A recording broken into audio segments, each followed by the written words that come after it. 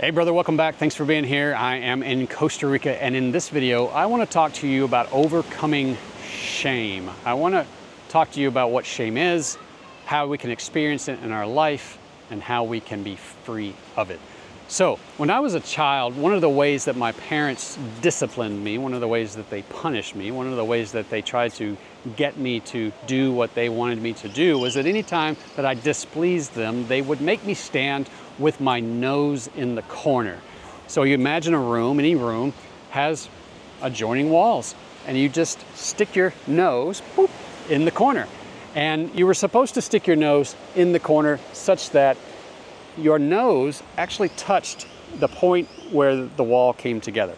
And you couldn't like just sort of stand in the corner. You had to stand in the corner with your nose touching. And that meant that your peripheral vision was obscured. You couldn't see anything. You could hear what was going on in the room around you, but you couldn't see anything. It was like having blinders on. You could smell the dust in the room on the walls and things like that. But you were kind of in the room, but not allowed to interact or participate in the room. You couldn't make any sounds. You couldn't laugh at people's jokes. You couldn't talk to anyone. You were ostracized. And this was something that I experienced over and over and over again. And in particular, in one instance, I remember being at a family gathering, aunts, uncles, grandparents, mother, cousins, right?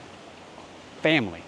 All of these people who I loved and connected with and laughed with and played with were now the backdrop of my punishment. I was told to put my nose in the corner. I don't even remember what I had done. It didn't really matter anymore because it was just something that happened a lot.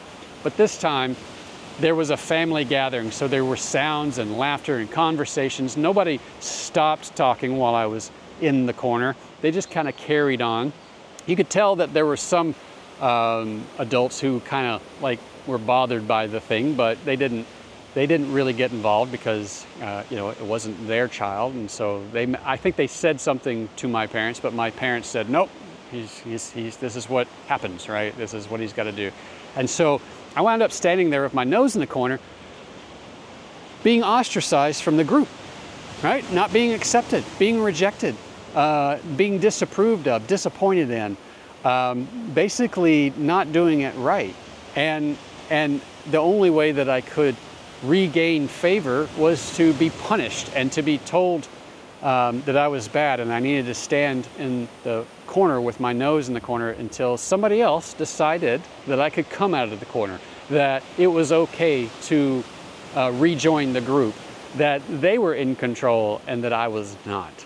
And so this was something that at the time was just kind of commonplace, but now as I look back on it as an adult, especially as I have been doing this men's work, I've been on this journey of reintegrating myself, of not disowning myself, of being able to own my self-limiting beliefs and my stories and be able to make choices for myself about who I want to be and where I want to go and what I want to do and what I want to experience and who I want to spend time with.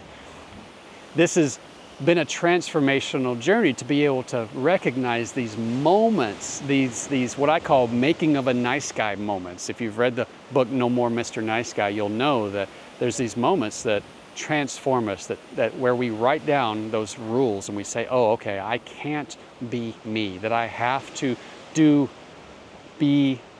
behave in certain ways to please other people so that I'll be okay, so that I can hopefully get my needs met of not having my nose in the corner and not being shamed, not being told basically that not only am I doing something bad, but that I am bad. So I can be free of fear and shame and anxiety and scarcity and lack, so that I can actually make choices for myself, so I can give myself permission to make choices for myself. And this is a journey that I know that you're on too, because if you're watching this video, and especially if you've made it that far, I'm pretty sure you can relate to this in some way, especially if we are the same age. You probably grew up with this type of punishment, this type of corporal punishment, this type of control to try to get you to do what someone else wanted you to do. Now, I'm not turning my parents into victims. I've actually stepped back and stepped away from that drama triangle.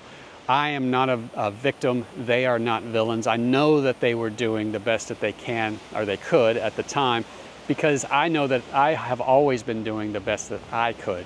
Every time that I've said something that I regretted, or done something that I wasn't proud of, I was doing my best. I was doing the best that I could at the time with what I had, where I was. But once we learn new things, where we have better insights, more life-giving ideas into our mind, then this is where we get to make new choices for ourselves. We get to let go of these things. We get to rewrite those stories, and we get to become the hero in our story rather than the victim. Instead of being powerless and dependent on somebody else, we take ownership for our life and know that we can create the life that we want for ourselves.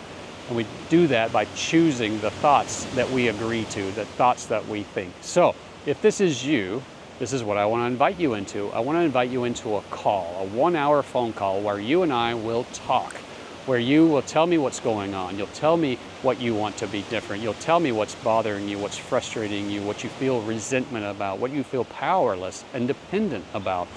We'll talk about those things. I'll ask some clarification questions to help you clarify your own thoughts and maybe even hear yourself for the first time, if not a long time.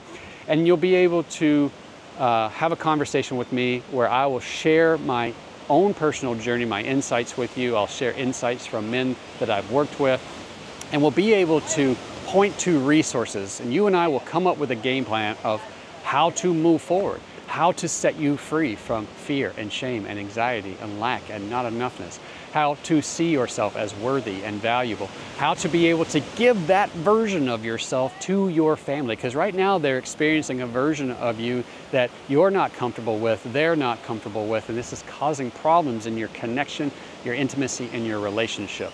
And so when you give them that calm, confident, pleased, grounded, happy, free version of yourself, that is a gift that you give to them. It's a gift that you give yourself first, and it's a gift that you share with them. You share it with your wife, your girlfriend, your extended partner, your kids, your coworkers, your boss, your clients, your extended family, your friends, strangers in the street.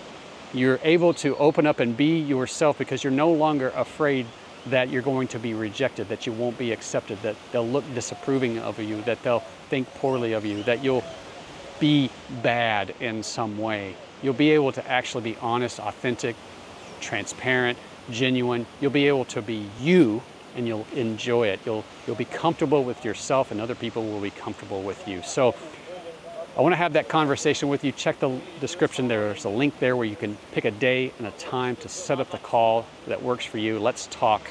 And until then, brother, be kind to yourself, and I'll talk to you soon. Bye.